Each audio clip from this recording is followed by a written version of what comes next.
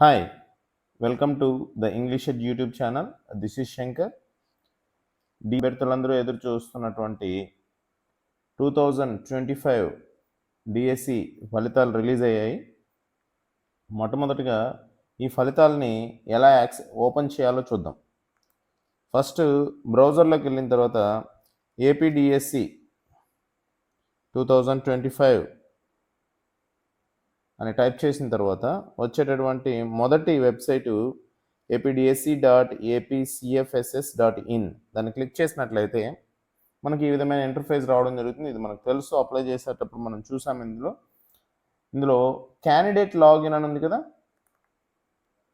So ఈ candidate login అనేది మనము ఓపెన్ చేయాల్సి ఉంటుంది. క్యాండిడేట్ లాగిన్ ద్వారా రిజల్ట్స్ చూడాల్సి ఉంటుంది. సో క్యాండిడేట్ లాగిన్ చూద్దాం ఒకసారి. ఇలా డీటెయిల్స్ ఎంటర్ చేసిన తర్వాత సైన్ ఇన్ నొక్కాల్సి ఉంటుంది. సో సైన్ ఇన్ నొక్కిన తర్వాత మనకు ఈ విధమైన ఇంటర్ఫేస్ రావడం జరుగుతుంది. చూడండి, ఇక్కడ mega DSC 2025 score card released అని ఉంది కదా. మనము click here to view score card అంటే ఇక్కడ కూడా మనము డైరెక్ట్గా చూడొచ్చు. మన రిజల్ట్స్ని డైరెక్ట్గా ఇక్కడే చూడొచ్చు ఇంటర్ఫేస్లో. లేదా సర్వీసెస్ ఓపెన్ చేసి ఏపీడిఎస్సి 2025 రిజల్ట్స్ అని ఎంటర్ చేసిన ఇక్కడ దీన్ని క్లిక్ చేసినట్లయితే మనకు ఈ రిజల్ట్స్ ఇక్కడ ఓపెన్ అవ్వడం జరుగుతుంది. తర్వాత ఇక్కడ బాగా గమనించినట్లయితే ఇలా స్కోర్ కార్డ్ ఓపెన్ అయిన తర్వాత మొట్టమొదటిగా హాల్ టికెట్ నెంబర్ ఉంటుంది. Hall ticket number, candidate name, father name, date of birth, అలాగే కమ్యూనిటీ ఉంటుంది. తర్వాత gender male or female, pH category, ex service man. మనం ఆల్రెడీ హాల్ టికెట్ అప్లై చేసేటప్పుడు డిఎస్సికి అప్లై చేసేటప్పుడు ఏ డీటెయిల్స్ ఇచ్చామో ఆ డీటెయిల్స్ ఇక్కడ కనబడతాయి. తర్వాత స్కోర్ కార్డ్ డీటెయిల్స్ అని ఇక్కడ ఉంది చూడండి. పోస్ట్ అప్లైడ్ ఫర్ ఎగ్జాంపుల్ ఇక్కడ చూడండి, HGT Chittoor, final marks 35.5, normalisation వల్ల 39.82479 వచ్చింది. అంటే సుమారుగా వీళ్ళకి 35.5 నుంచి 39.8కి ఇంక్రీజ్ అయింది. తర్వాత ఇది వచ్చి స్కోరు, టెట్లో ఉన్నటువంటి స్కోరు. ఇది టెట్లకి ఇచ్చినటువంటి వెయిటేజ్ 20%కి వచ్చినటువంటి వెయిటేజ్ 9.96. ఇది వీరు ఎంటర్ చేసినటువంటి మ్యాక్సిమం టెట్ స్కోర్ని బట్టి ఆ వెయిటేజ్ రావడం జరిగింది. ఇది ఫైనల్గా టోటల్ స్కోర్ అనమాట. సో ఇక్కడ ఇచ్చింది టోటల్ స్కోర్ 49.78479 ఉంది కదా, ఇది టోటల్ స్కోర్.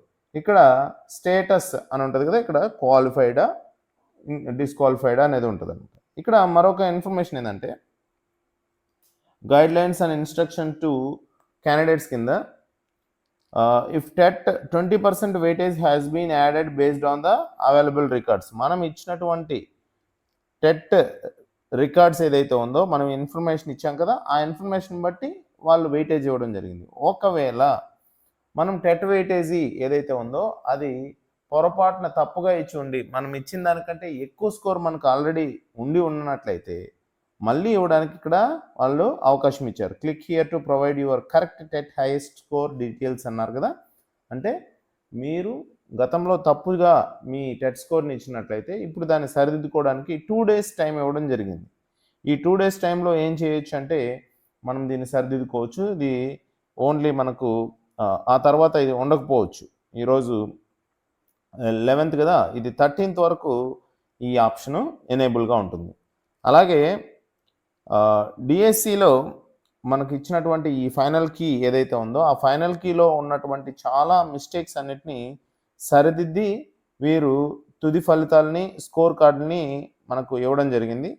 అలాగే 16,347 ఉపాధ్యాయ పోస్టుల భర్తీలో భాగంగా మొత్తం 3,36,000 మంది సుమారుగా రాయడం జరిగింది. వాళ్ళు క్వాలిఫై అయిన వారు త్వరలో మనకి ఏం రావాల్సి ఉంటుందంటే కమ్యూనిటీ వారీగా కట్ ఆఫ్ డీటెయిల్స్ త్వరలో ప్రకటించే అవకాశం ఉంది. ఈ 2 రోజులు ఈ డిఎస్సి టెట్ సంబంధించినటువంటి కరెక్షన్స్ పూర్తయిన తర్వాత రిమైనింగ్ డీటెయిల్స్ని వాళ్ళు ఇచ్చే అవకాశం ఉంది.